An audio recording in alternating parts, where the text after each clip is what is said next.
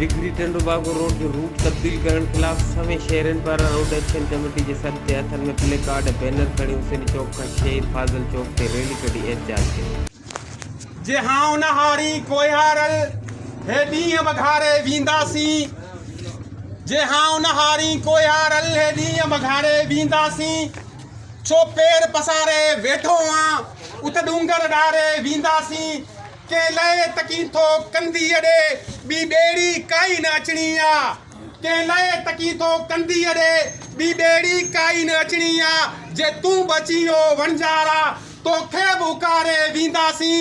आ मरणू हर के माण्हूअ खे आ मरणू हर के माण्हूअ खे पर ईअं न मरंदासीं ओ साथी का आग लगाए वींदासीं को ॿारनि ॿारे वींदासीं।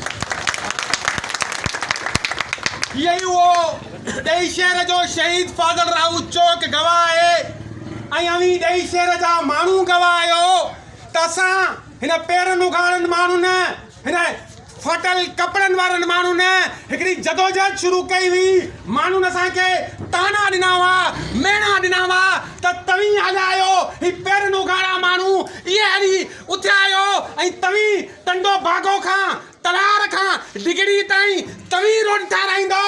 लेकिन वक़्त साबित कयो तारीख़ साबित कयो त हिन पेरनि उघाड़नि माण्हुनि जे पंध वॾनि वॾनि जबलनि में वॾनि वॾनि बगलनि में वॾनि वॾनि टायरनि जे गाॾियुनि में डार विझी छॾिया।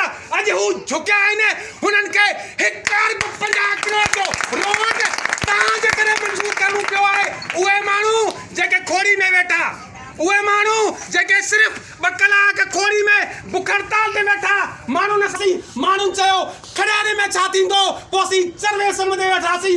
माण्हू चयो त चरवे सिम ते छा थींदो अचो त तव्हांखे ॾेई जे शहीद फाजल राउ चौक ते ॾेखारियूं त छा छा नथो थिए ऐं कीअं नथो थिए।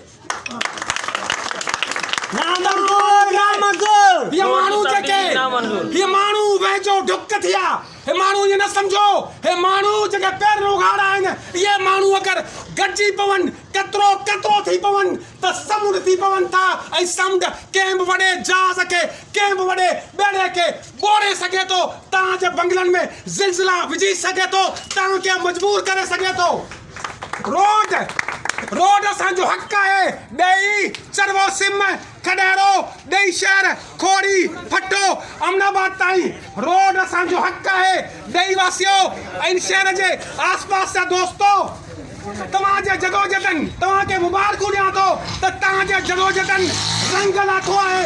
1 करोड़ 1 अरब 50 करोड़ जो तव्हांजो रोड तलाक वठी डिगड़ी ताईं मंज़ूर थियो आहे। इहो आहे तव्हांजे पहिरें पंध जो नतीजो। मुक़ररीन मुज़ाहिरीन खे ख़िताब कंदे चयो गुज़िरियल 30 सालनि खां टंडोबागो डिगरी रोड समेत समूरा रोड मरम्मत न थियण सबबि मुकमल तबाह थी विया आहिनि। ऐं हाणे जॾहिं एशियन बैंक पारां रोड मंज़ूर थियो आहे तॾहिं उनखे असुल हंधा ठाहिण बदिरां ॿी रोड था ठाहिण लाइ सर्वे कराई पई वञे जेका हिन इलाइक़े जे आवाम खे नाइंसाफ़ी कई पई वञे। हिननि वज़ीर आला Sindh governor Sindh high court खां मुतालबो कयो रोड जो रूट तब्दील कंदड़नि ख़िलाफ़ क़दम खणी असां सां इंसाफ़ कयो वञे। ॿी सूरत में एहतिजाज जो दाइरो वधायो वेंदो।